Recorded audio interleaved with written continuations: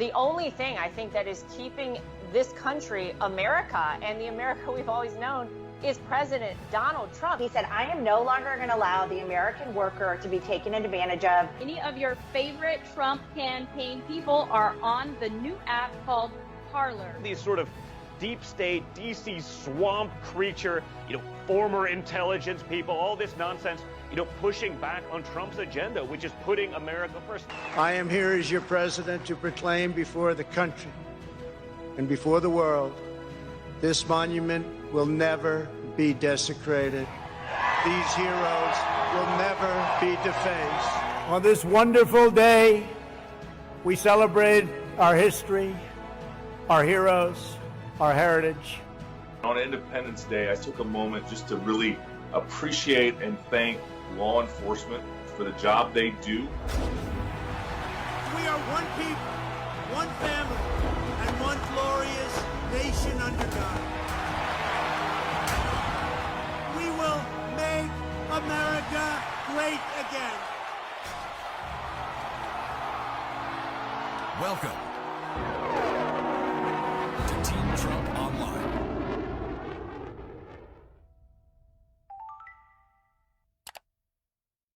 I am here as your president to proclaim before the country and before the world, this monument will never be desecrated. These heroes will never be defaced. Their legacy will never, ever be destroyed.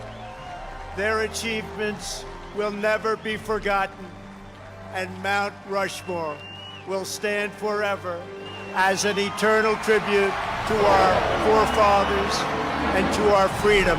We are the nation that gave rise to the Wright brothers, Harriet Tubman, George Patton, the great Louis Armstrong, Elvis Presley, Ella Fitzgerald. We settled the Wild West, won 2 world wars, landed American astronauts on the moon. Centuries from now, our legacy will be the cities we built, the champions we forged, the good that we did, and the monuments we created. America's destiny is in our sights. America's heroes are embedded in our hearts. America's future is in our hands. And ladies and gentlemen, the best is yet to come.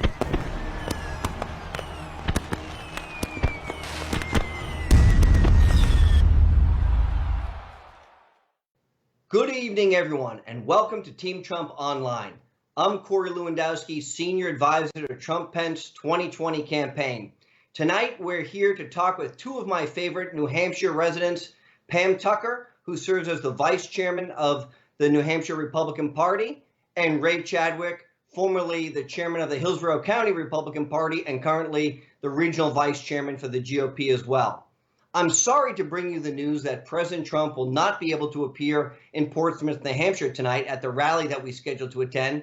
But due to gale force winds coming from Tropical Storm Faye, we will be rescheduling in the near future. And I promise you, President Trump and Vice President Pence will be back in New Hampshire very soon.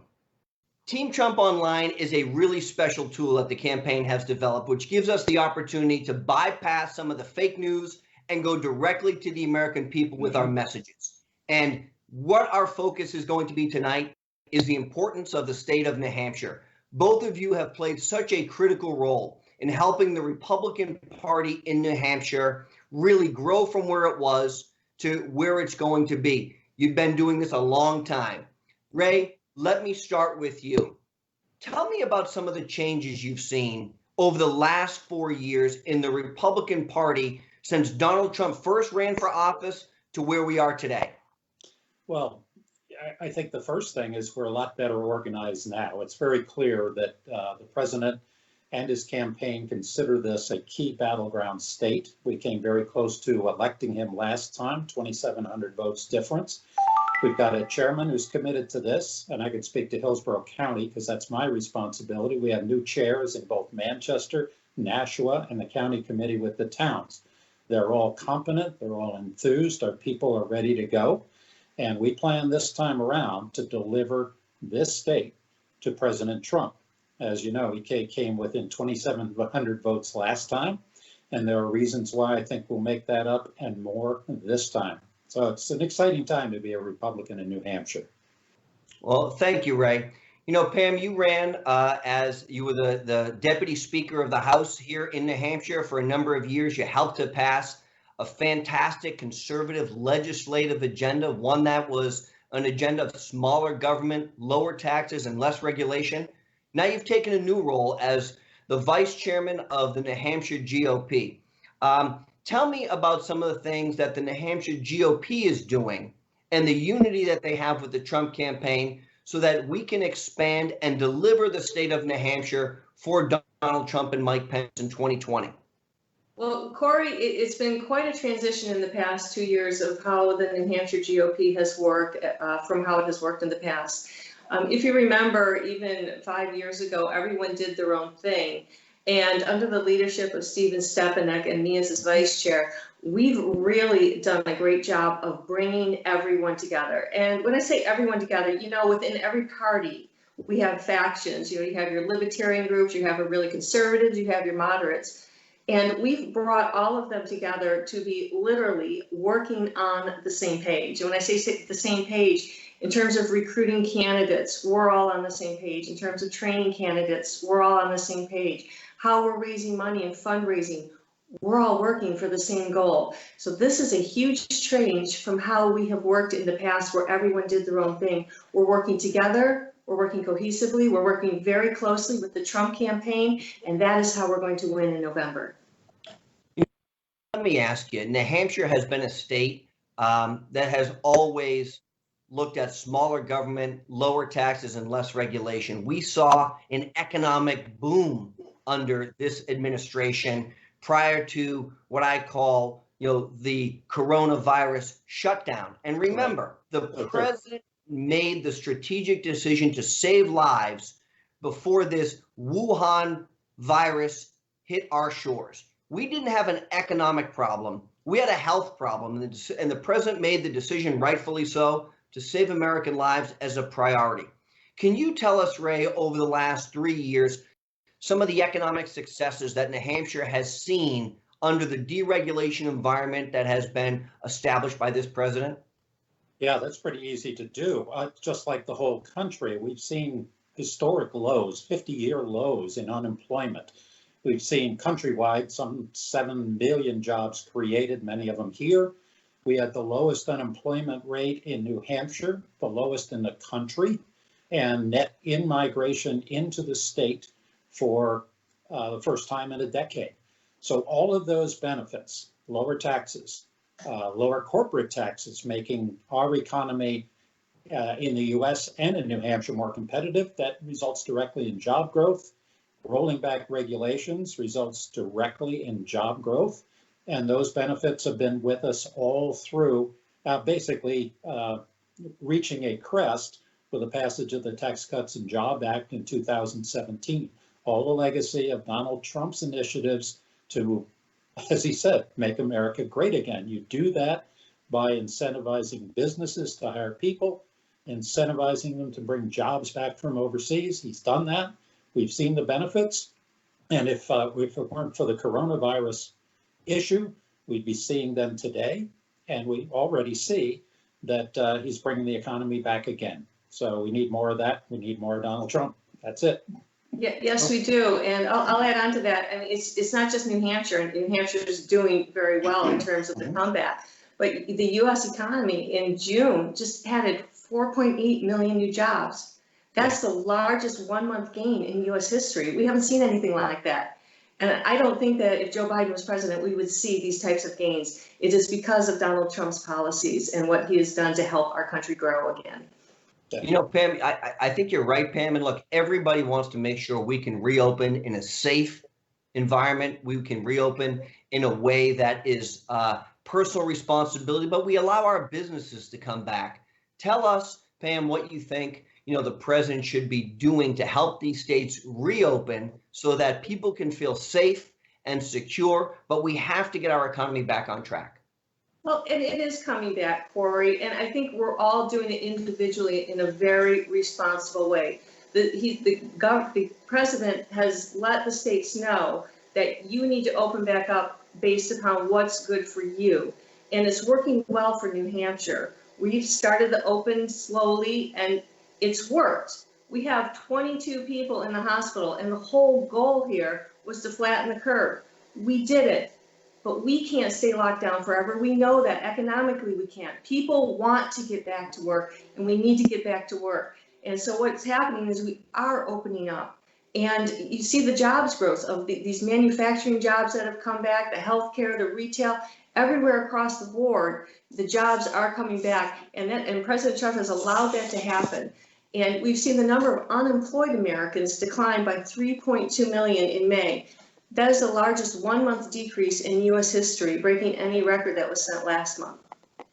Ray, let me ask you, how would Joe Biden's job-killing agenda ruin the Great American Comeback launch by President Trump? Corey, I don't know if we have enough time to go into that in detail, but I think he's already obviously stated that they will roll back the tax cuts, particularly on businesses. That will make us back to the place where we are uncompetitive on the world stage. Capital will fly out of this country, out of this state, and with it, the jobs that capital would have created. Also, they'll wind up putting back new regulations, curtailing the energy industry, all of which are going to directly impact the people of New Hampshire. They're going to impact the people of the United States. Keep in mind, the Tax Cuts and Jobs Act, that saved the average New Hampshire person close to $1,400 a year in income. And everybody knows the more money you have in your pocket, the more opportunity you have to spend it on things. That grows the economy, that grows jobs. And if Joe Biden takes over, that'll start eroding again. So I would not be looking forward to a Joe Biden administration. It'll impact us here in New Hampshire and across the country in a very negative way. I asked Ray how Biden's policies would destroy us. Let me ask you the converse. How have Donald Trump's pro-small business policies helped benefit the people of New Hampshire? Thank you, Corey, for that question. That's an easy one. You know, the Paycheck Protection Program has protected over 200,000 jobs in New Hampshire. And you know that nearly 700,000 New Hampshireites have received the economic impact payments that have totaled over $1.1 billion in relief for our state. And that has helped save our business and save those jobs that are coming back now. And the other thing that I'm pretty sensitive about is the historic USMCA deal, that trade deal that he just put together. That's going to be critical for New Hampshire's future economic growth. I don't know that a lot of people know, but New Hampshire exports nearly $1.1 billion worth of goods to Canada and Mexico, which supports over 54,000 jobs here in our state. Manufacturing is our biggest industry in New Hampshire. Many people aren't aware of that. In contrast, when you look at Joe Biden's record, his NAFTA deal cost New Hampshire over 24,000 manufacturing jobs. And I think that the President Tax Cut and Jobs Act has saved the average New Hampshireite over the $1,400 that Ray was just speaking to. And you think about $1,400, that is going to be plugged back or was plugged back into the economy. That can be used for a savings program. That can be used as a down payment on a new car, a house, or your future college needs for your children. So the president hasn't helped just New Hampshire, he's helped everyone in the United States. Well, you know, Pam, I think you're right. But look, we've got a very important election coming up.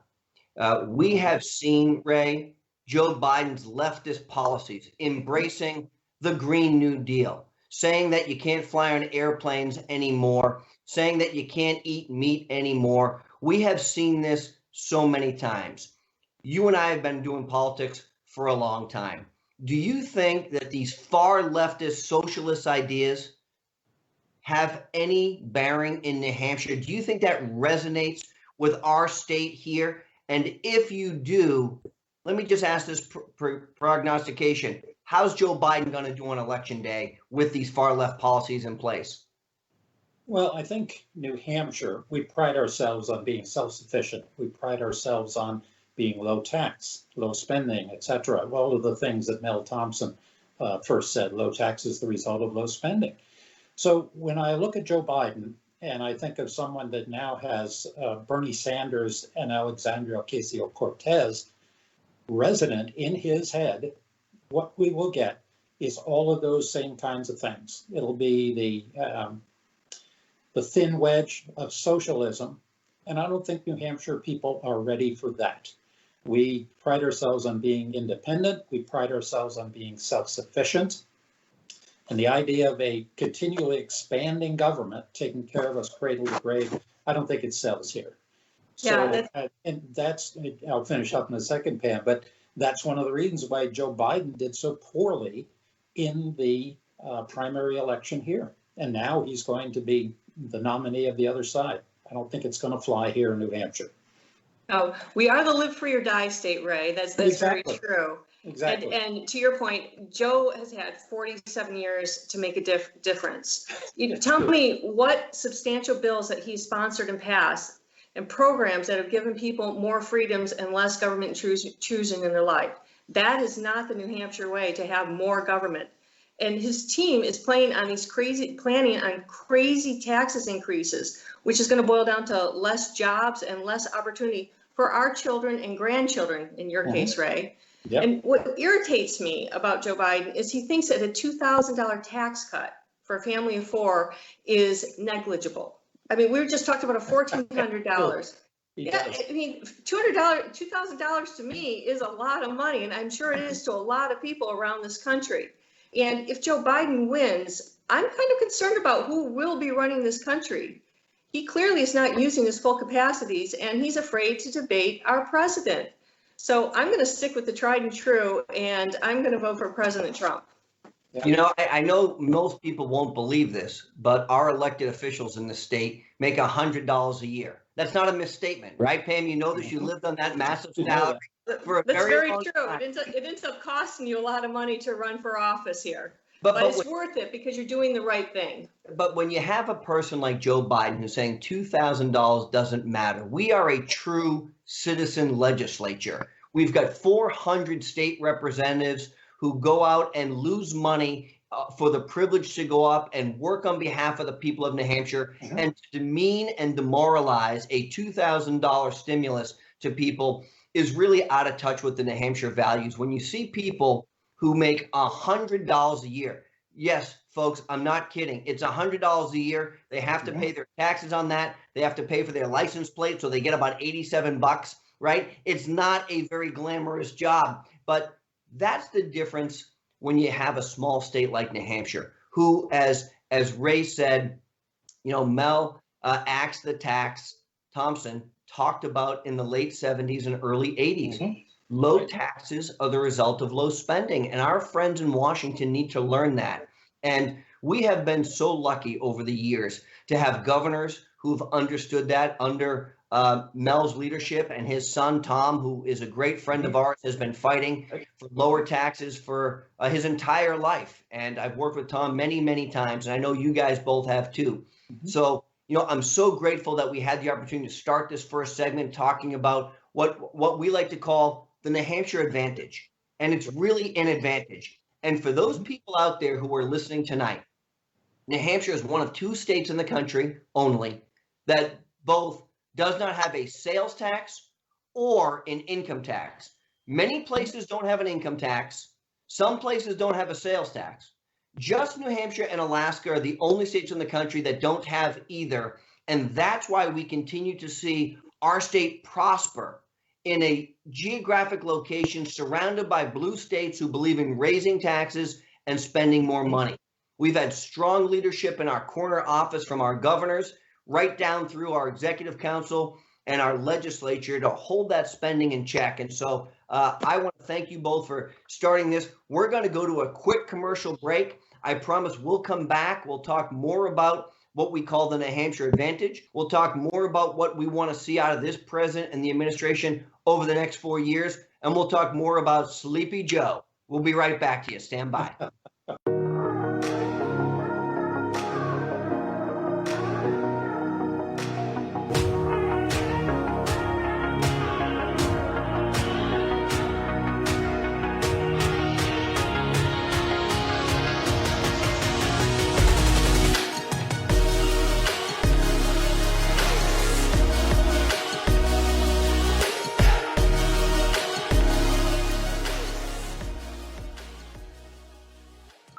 mass incarceration has put hundreds of thousands behind bars for minor offenses. Joe Biden wrote those laws. Every major crime bill that's come out of this Congress has had the name Joe Biden on that bill. We do everything but hang people for jaywalking in this bill. Joe Biden's policies destroyed millions of black lives. Joe Biden may not remember, but we do. And welcome back. I'm Corey Lewandowski, Senior Advisor to the Trump-Pence 2020 re-election campaign, and I'm joined by Pam Tucker and Ray Chadwick here in New Hampshire, two old friends of mine, and we're going to continue our conversation. You know, the Trump campaign recently released a memorandum laying out two important sets of facts as we head towards the home stretch of the 2020 campaign for president. The facts talk about some polling data, which the mainstream media has by and large ignored. And, you know, guys, as you look over my shoulder, I've got this great book called Let Trump Be Trump. It was very important. And the reason I mention it is because when you open that book on page 1, it talks about what the media was saying in 2016 about the president's polling data. The Washington Post said he was approaching zero chance of winning. The Huffington Post said it would be the biggest election loss in modern American history. The Los Angeles Times predicted, I believe, that Hillary Clinton was going to get 332 electoral votes. And there were so many other pundits and prognosticators who said that. And here's where we're seeing today. In our own polling data, first and foremost, there is a clear and irrefutable evidence that Joe Biden's candidacy lacks a huge amount of enthusiasm. You know why? Because people aren't excited about Joe Biden. The converse of that is true with Donald Trump. Second, public polling data on which the media has relied is based on an inferior method, an inferior model. And what they're trying to do is they're trying to look at national polls. National polls don't matter. And look, I even went to the Wayback Machine. The Wayback Machine in 1988, the New York Times posted a poll in July of 1988 that said then Governor Michael Dukakis was going to beat then Vice President Bush by a total of 55 to 38. They said the race is over. Bush can't win. Thank goodness the American people woke up and we never ended up with a President Michael Dukakis. So, you know, Pam, let's talk about the enthusiasm. We've got a huge level of support here in New Hampshire. We saw that with the president's turnout, where we got over 85% of the vote in the primary in February of this year. What does President Trump's performance in the first primary and the rest of the primary say about the historic enthusiasm behind his campaign? Well, it's amazing, Corey, of the number of people that showed up in February to vote for President Trump. Now, mind you, on our side, it was uncontested, and we had over 150,000 people show up just to vote for President Trump. They didn't have to. They didn't have to come out in the polls in February when it's freezing cold out there, but they did because they're excited to see President Trump win again, and they wanted to show their support. And again, this is an extremely high number in New Hampshire for an uncontested, uncompetitive race. If you look back, in 2012, for Barack Obama, just 54,000 Democrats bothered to show up and show their support when he was uncontested. And if we even want to go back even further to the last uncontested Republican race back in 2004, 57,000 Republicans showed up to show their support in 2004. So we have more than tripled that number with the number of people who came out just this past February. And the reason is people are excited because they saw the results that President Trump has given us with the jobs and the lower taxes. And people know this, and they want him to get reelected for this. And this is what we want, not just for now, but for our future. We don't want government to be controlling everything. And you know what, New Hampshire was doing well, and it will do well again. We had 3.2% unemployment. We're going to go back there. We're going to have those low unemployment numbers. And you see it already. You see there's jobs, great jobs available everywhere around the state. And I think that's why people are coming out and are going to come out and vote for President Trump. You know, Ray, by contrast, on primary day, Joe Biden hightailed it out in New Hampshire before the polls were even closed, right? He finished in an embarrassing 5th place in the Democratic primary. You know, with that in mind, Ray, Tell me what you think the true chances are of President Trump winning New Hampshire in 2020 against a weak, feeble, sleepy candidate.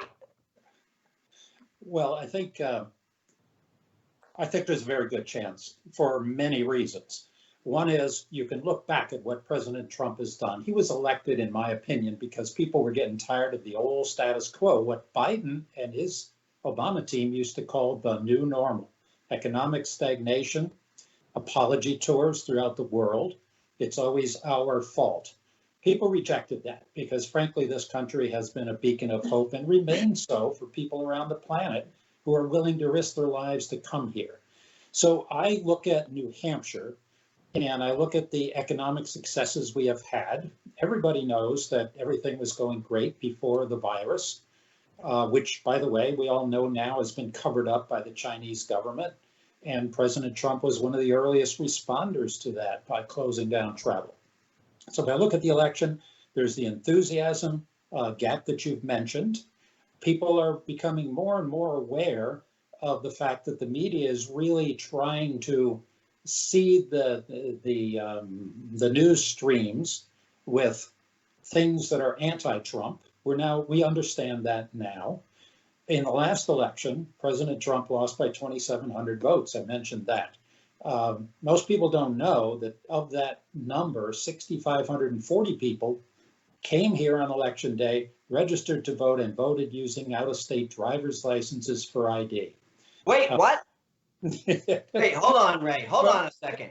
Hold on a second. Yep. Are you telling me, look, I know you want to talk about this change and it's very, very important. Are you telling me that in 2016, there were people who were not New Hampshire residents who were voting in our state? Yes, definitely. I mean, the Secretary of State has published the data. We've gotten our hands on it, of course, through Freedom of Information Act requests. 6,540 people came out on election day, registered to vote, or changed registration, actually, and used an out-of-state driver's license for identification. Everybody knows to get a driver's license in New Hampshire and anywhere, you have to prove you are a resident. And part of the issue why people see as voter fraud, that was legal under our laws. In the ensuing 4 years, we and the governor and the Republican legislature, when we had one, we've cleaned that up. We reversed that loophole. Now you have to show yourself or become a resident in order to vote. The reason I point that out is 1/3 of those voters I mentioned came from New Hampshire, where there are 3 Democrats for every Republican. If you take that ratio, right there is 1,500 Democrat votes. If you extend it to the 6,500, you're talking about almost 4,000 votes in that. That was why Trump lost. That's why Ayotte lost. But that's been cleaned up. I mentioned the enthusiasm gap. I think people are ready to come out.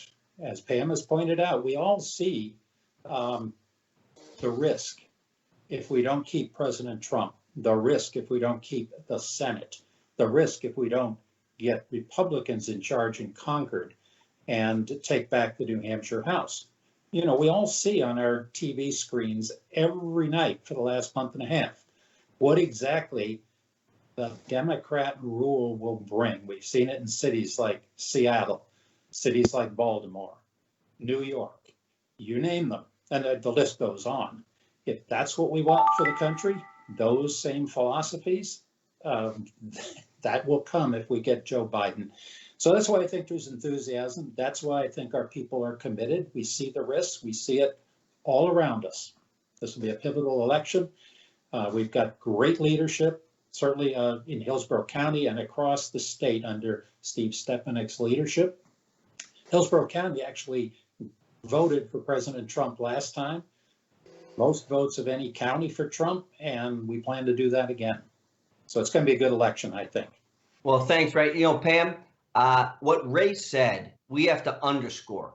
You now have to be a New Hampshire resident to vote in New Hampshire. This is crazy talk, right? I can't believe, I mean, look, it's only been about 200 years since that's been the case, but what the hell have we been doing? Thank God we had a Republican legislature and a Republican governor to fix it. And the truth is, we're still going through the courts. We're going through the courts on the penalty phase of this because the left wants to allow people to be bussed in and students who don't live here to vote. And I can't understand. So maybe you can explain it to me, Pam, what the rationale has ever been that said, if you're not a resident of this state, it's okay to vote. Tell the viewers how that ever transpired. Well, it's this tiny word, Corey, that's called domicile.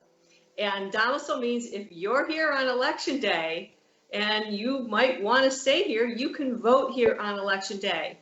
And the argument has always been that if we take that away, that these people can't vote and we're suppressing the vote. No. We know that's not true. These people can vote in whatever state they're from, especially college students. In fact, they have a vested interest in voting in their home state and making sure their local elected officials get elected versus voting in a state that they're only going to be in for 4 years.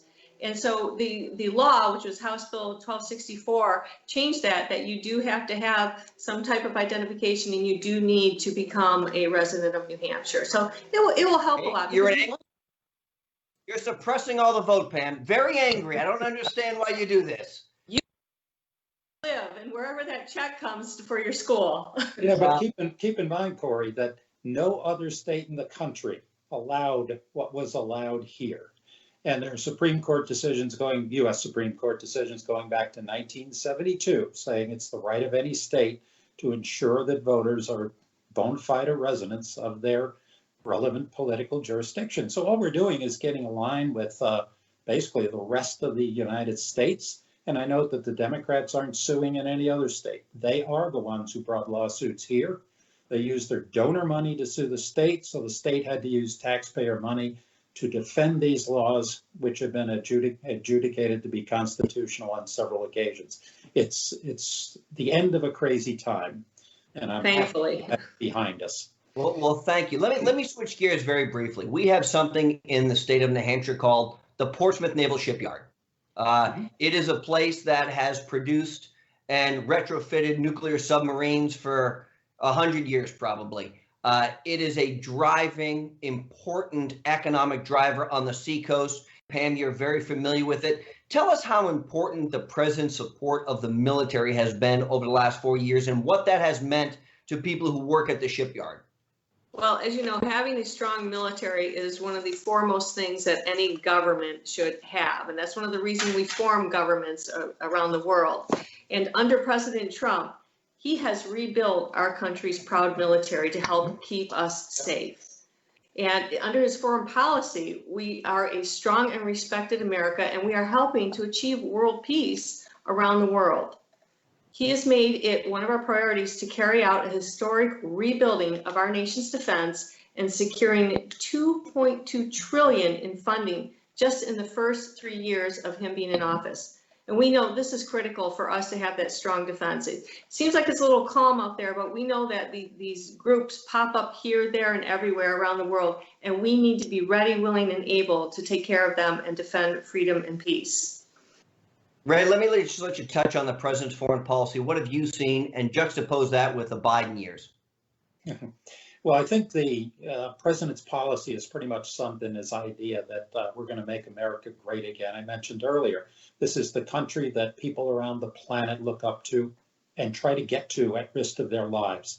So basically, he's gone back. He's been stronger against terrorism. Pam mentioned that, the support of the military, the ending the ISIS caliphate, which was enslaving people throughout the Middle East, slavery in the 21st century.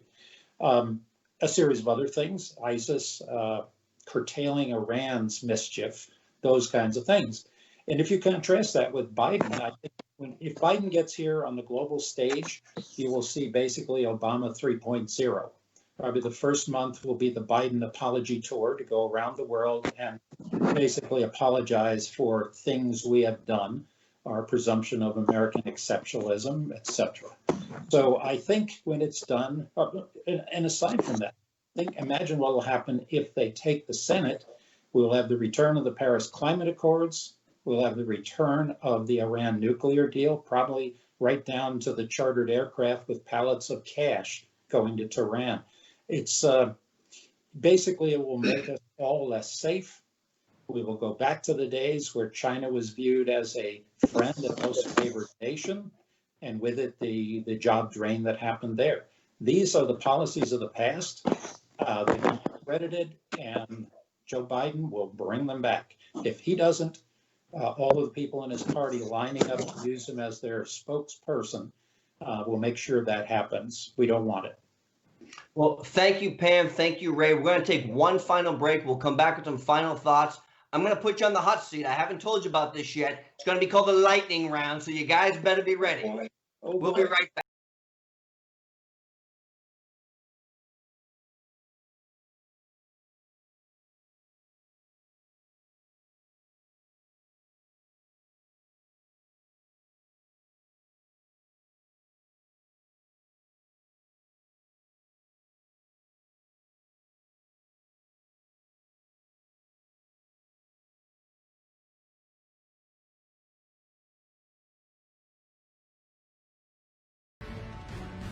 Hey, Laura Trump here. The fake news media has spent years trying to stop President Trump with their lies and their witch hunts. But still, our movement is stronger than ever. We can't let the fake news media drown out our positive message about all of our incredible accomplishments. Make sure you're getting your news directly from the source by subscribing to the official Donald J. Trump podcast today. Subscribe on iTunes, Spotify, or Google Play.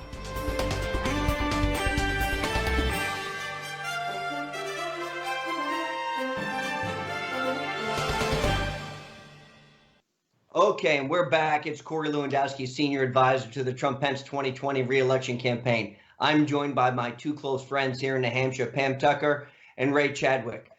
We've been talking about all of the great things that New Hampshire has to offer, the successes that this president has been able to achieve in his first term in office, and the direct impact that has had on a state like New Hampshire that has seen the economic benefits of renegotiating bad trade deals, the deregulation environment that has helped our businesses grow, the exports that we've been able to achieve because of the renegotiation of what was then NAFTA, which took jobs away from New Hampshire, and to the USMCA, which created jobs in New Hampshire, and so many other things. We talked about election fraud and how in 2016, you didn't need to be a resident of the state of New Hampshire. You didn't need to be a resident in the state of New Hampshire to vote. All of that has changed because of the leadership of the Republican Party here, which is more unified than ever. So, two political experts with us today. I'm going to start with the easy one. Give me your choice for Joe Biden for Vice President. Ray, go. Well, I think they're looking at Kamala Harris, if they can get past the idea that she was a prosecutor in California, and consequently she put a lot of people away, including people for drug issues, and actually people of color as well.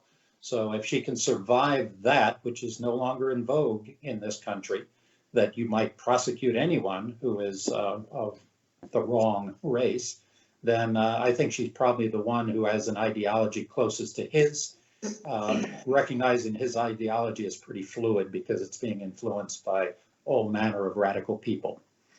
Pam, same question to you. Well, I wish she wouldn't have taken herself out of the race, because I think Amy Klobuchar probably would have been one of the better vice presidential choices for him. She's not as radical left as the rest of them. She fits the profile of being a woman. She's from the Midwest. Those are all things that he wants to bring to the ticket. So I really think she should throw her hat back in that race. I think she's busy eating salad with a hair comb right now, so I can't be certain of that. Next question, easy one.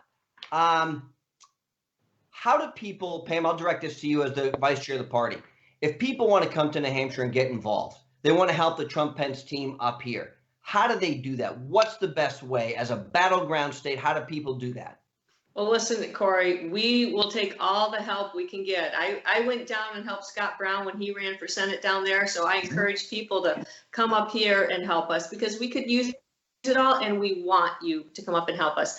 You can get a hold of the New Hampshire Republican State Committee. We would love to help you get out in the field. The Trump campaign is already out there. They're doing doors very socially distancingly and safely.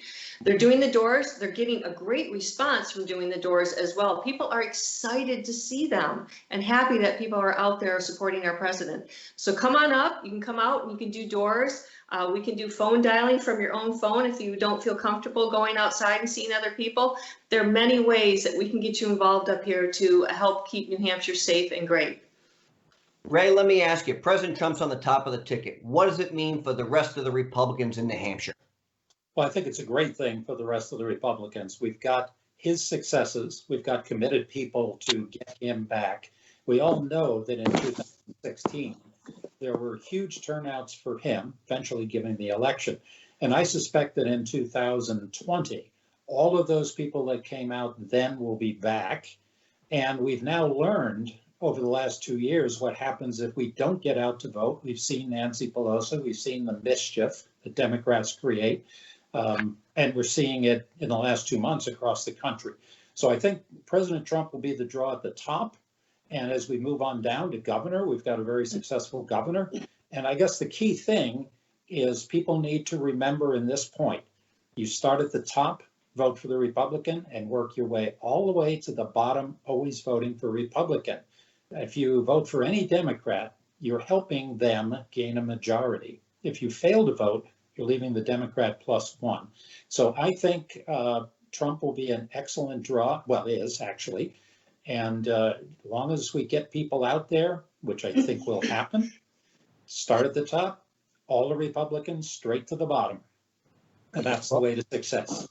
Thank you. We need your help, everyone, to help defend our great country against sleepy Joe Biden and the radical Democrats. The stakes can't be any higher in the 2020 election.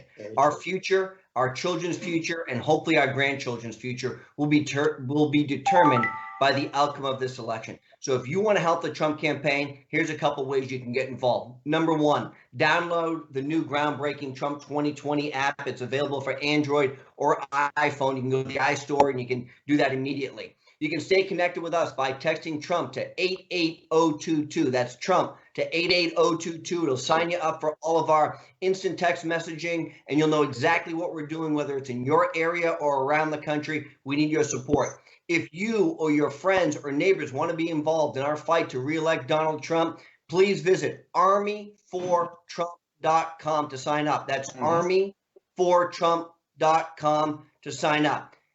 I know we've gone through a whole bunch of things. Do either of you have any final thoughts before I thank you so much for all of your time today? Sure. You know, Corey, we have a clear choice in this election. We can continue our comeback safely with the proven policies and the leadership that have made America great again and have kept us safe. Or we can elect someone whose regressive policies will continue will cause our economy to stagger and stall, whose policies will take away our choices and our freedoms, and policies we know are going to kill jobs and the growth and impose massive new taxes on us. To me, the choice is very clear, and I'm going to choose President Trump. Ray, your final thought. Yeah, I'll second that. Everything Pam said, she said it so well, I left with very little to say. I just keep thinking, remember Obama 3.0, remember the apology tours. If you believe America is great, you want to keep it great, you want to avoid the craziness we see around us on the Democrat side, the choices are all clear. Vote for Donald Trump and every Republican on the ballot below it to keep the country moving forward, not moving back. Thank you, Corey. Thank you guys both for being here. I'm so grateful. Ray Chadwick, Pam Tucker, two stalwarts of New Hampshire GOP politics who've been fighting the fight for probably much longer than either of you ever thought when you joined up this crazy battle. But you have been die-hard supporters of our president, helped deliver his first win in February of 2016 when Donald Trump defeated 16 other candidates by 19 points. And I know you're working every single day to ensure that Donald Trump and Mike Pence return as our chief executive officers. So thank you very much for joining us tonight. You guys have a great day. You too. Thank you. Thank you very much.